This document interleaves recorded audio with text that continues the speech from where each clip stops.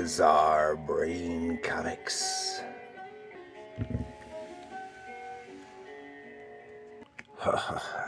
Hello, my comic book friends, and welcome to Bizarre Brain Comics. I am Gary, your host, and this is where I like to take a look at some older comics, talk a little bit about the characters and creators, and examine the stories and the art.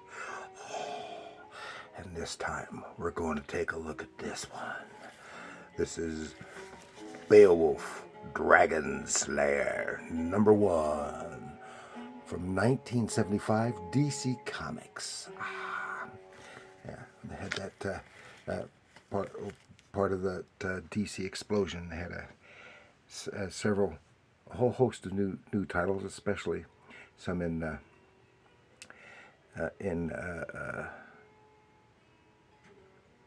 sword and sorcery genre, and so, and this is just one of them, Beowulf, and most were not very long-lived. Beowulf wasn't very long-lived.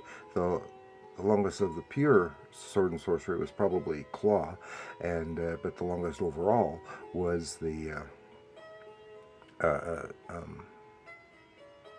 Warlord by Mike Grell.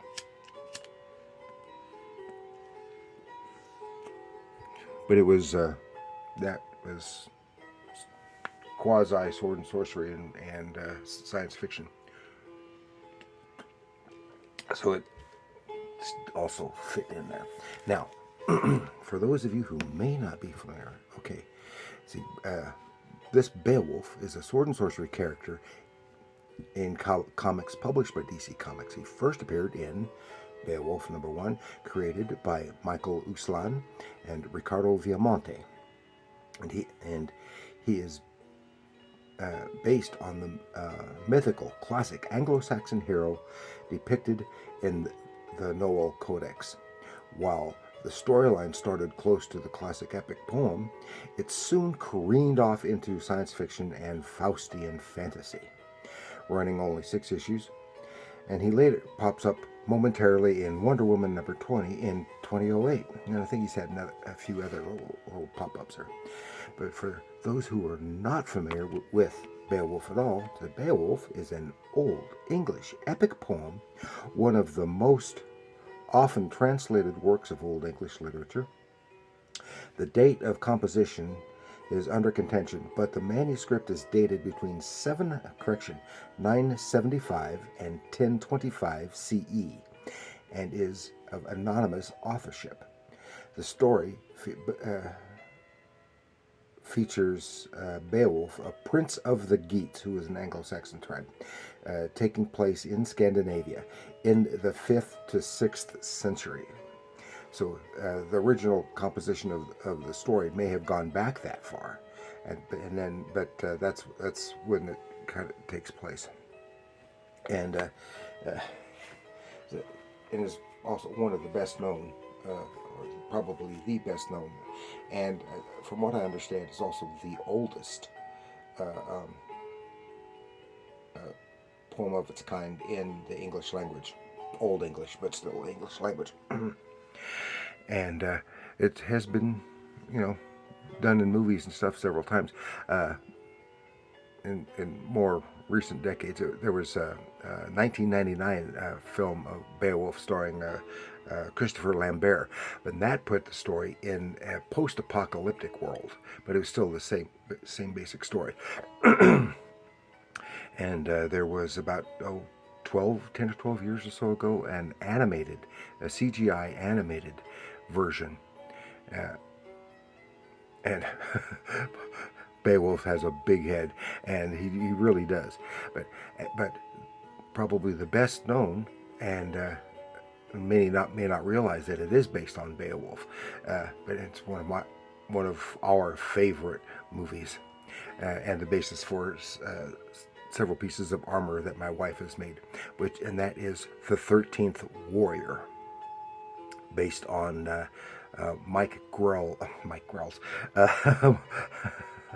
Michael Crichton's novel Eaters of the Dead, which is also one of my favorite books and one of my favorite one of my favorite movies. It's great. I mean, so many great lines and just great scene after scene. Oh, it's just wonderful. But that gives you the basics of the Beowulf story. So here we have this is Villamonte. Villamonte is a Brazilian artist, if I remember correctly. Yeah, a Brazilian artist. And this is the first DC issue. I imagine there were probably well, this is an original interpretation of the character. I'm sure that there have been other iterations in comics of this character. Okay, and he has a huge ego in this as well. Said, and here, just splash page, just giving you a little teaser, and it edited by Denny O'Neil. And here's it starts right here in the swamps, and you see the Grendel coming out of the swamps, the curse of Castle Hrothgar, and I love this interpretation of Grendel. And then it cut to where we see Beowulf and his companions in battle against some other Viking type raiders. And smashing here shows how tough he is, and he's constantly bragging. He takes a blow to his helmet from a and just kind of annoys him, and his companion Wiglaf takes out that particular opponent. Then they have one, and they meet a wanderer who is basically a prophet of weird here, and he gives a little enigmatic few words here. It says, the bitter stench of evil falls over foreign coasts, impending doomsday winds of Satan's tortured hosts blow through the still steeple of the hall of Father's friend, screaming to his people of their dark and deadly end. And it's a little bit of poetry there. That tells Beowulf something. But here it mentions one thing. It mentions the Satan many times in here. But remember, these were people who were pagan people. So Satan did not exist in their mythology, and that is what is believed to be a later Christian addition to the epic. And they get on the ship, back on the ship, and they head out. It tells him that his father's friend is in need of aid. And here we see, this is very, very spectacular, Castle Hrothgar, the castle of King Hrothgar. It's a lovely drawing, but it's overly opulent for this time period or these people. I think the mead hall, as depicted in the 13th Warrior, even though that is good 300 years after the time of the period of the story, and that gives you the wonderful wooden structures and stuff. And here we see in the mead hall of Hrothgar, in Castle Hrothgar, and just talking, and a little bit of warning, mystical warning here as well, when suddenly, blam, crash, and it comes smashing in, is Grendel. The buccaneer says, died. I said, stinking men, do you never sleep? Do you never stop? They're making all the noise, which disturbs him. And he starts grabbing the warriors and just starts ripping them apart. And no warriors have any effect against him. Then back to Beowulf, and he is kind of waylaid by a siren on the rocks on a spit of land here, and they're being his men are being mesmerized, but not Beowulf. And so he leaps into the water.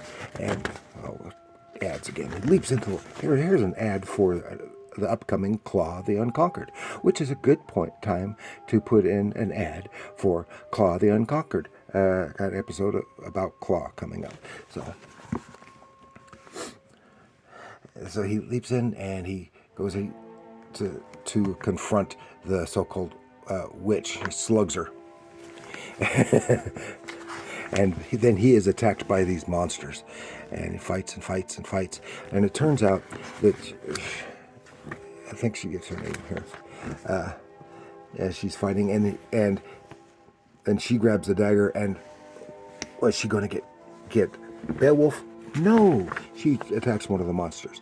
And she says that she is Nanzi. And she is a warrior woman in her own right.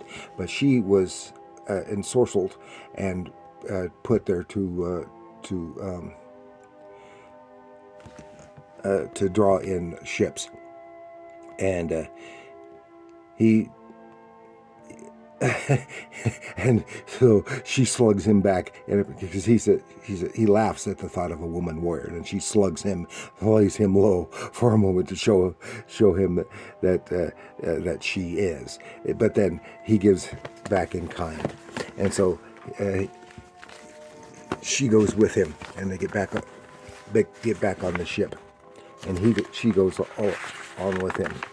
Come on, open up. Then, again at Hrothgar, they get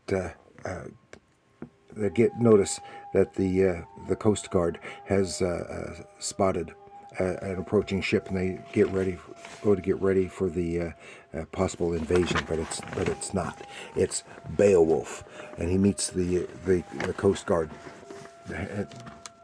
and says, "Oh, I know who you are," and he says, "I'm here on behalf of my father for his friend King Hrothgar." And so he tells them how to get to the castle. So you start winding through the swampy areas. But there's a mist. It's sorcery. The earth stinks beneath us. It's quicksand. Sinks beneath us. Keep your swords above the mire, push toward the land, keep alert, men approach. But it's not men, Beowulf, swamp men, disciples of Satan. Dun dun dun! All these lizardly, man-like lizardy things approach him. So dun dun dun! The slave maiden of Satan next. On sale, 3rd week in March. So we don't get to see what happens. And I know I have some others, had some others. I don't know if I still do or not. And then they have a text page talking a little bit about the epic poem in regards to the DC comic. Swords and slashing and gorgeous women who are damsels in distress, and sometimes they are the brave warriors themselves. So that is it for Beowulf, Dragon Slayer. Lots of good sword and sorcery action and adventure. From the Bronze Age. Thank you for joining me. Please like, share, and subscribe. Do leave your comments down below. Do you remember this short-lived title? Have you read it? Or is it entirely new to you? Or maybe you're only familiar with one of the movies or the poem itself. Any of those things, let me know in the comments below. And remember, comics are art.